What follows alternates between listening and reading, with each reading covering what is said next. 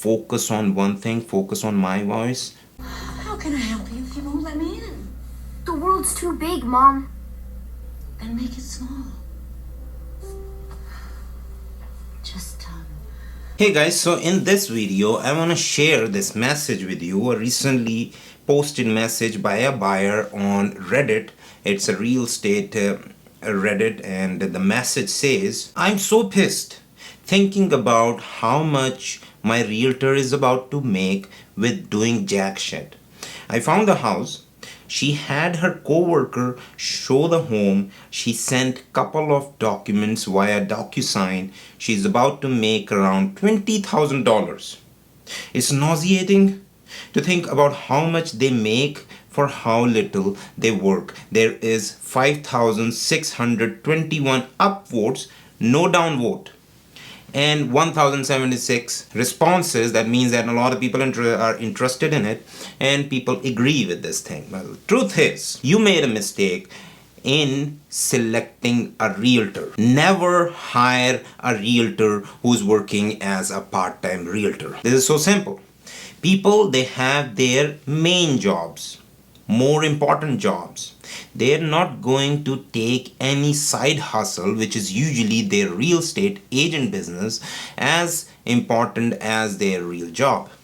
So probably this person or lady hire a person who was doing some regular desk job in the morning, and she thought that this person is not that important. I am gonna make commission out of it. I'm not gonna make commission out of it. I'm not gonna lose my time at my regular job. So they send a co-worker from their brokerage, someone else, to show them around the property. Now the documents have been signed through online, which is the only case these days. Nobody's bringing paper to sign the contract or deal or anything. But the first thing you have to understand that the realtor was not with you because the realtor is not working as a full-time real estate agent. They don't do anything. They don't have to do anything. You did not hire a real estate agent who would provide you full services. This is the first thing you have to have is interview the real estate agent. Ask them what do they do. Ask them if the real estate agent their full-time job. Ask them what do they do if they don't have business, because this happens. Real estate business goes down. This is the cycle, economic cycle. Sometimes real estate is good, sometimes real estate is bad.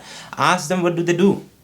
When the real estate is bad, when they are not doing anything, when they are not making money, what are they doing? The person who is always having a job, a desk job or a day job, a full-time career, he's not going to be concerned about it.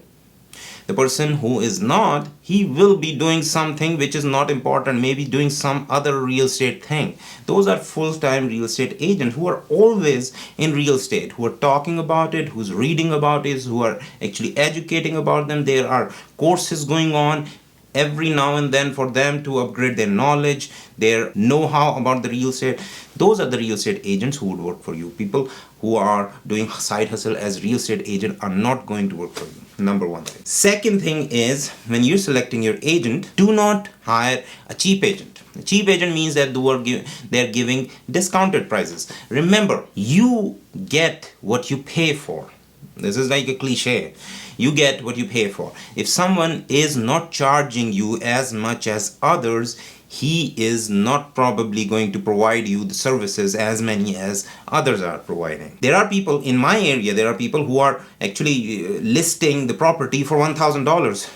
MLS listing. Do you think that anybody is going to buy that listing, that property? Because that is a very bad job done. They are creating a listing where nobody probably is going to see. Or even if people are going to see it, they're not going to pay much attention to it because they did not provide the full service. Nobody does that. Those are the agents who don't have business, who are not marketing your property. They are marketing themselves, and they have to incur that marketing expenses, and that $1,000 is paid by the seller who wants to sell the house in the hope that he can sell his house.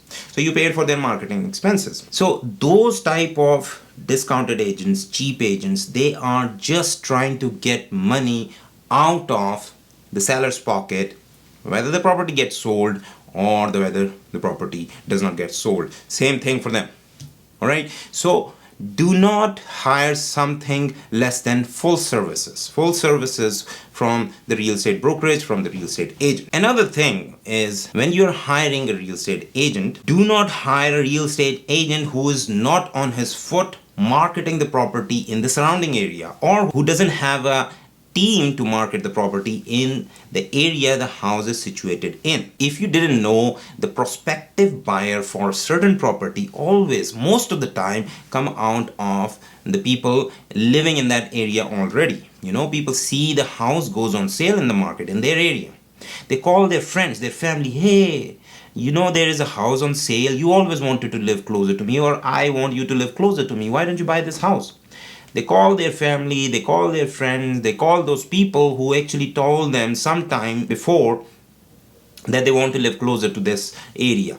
So they call them. Even if the buyer is from another city, even if the buyer is from somewhere else, they would come to that house and they would go around in the residence, they would interview the residents. They would ask the resident, how is this area? How's the crime here? How's the schools here? How is the availability of the grocery? How is the entertainment here?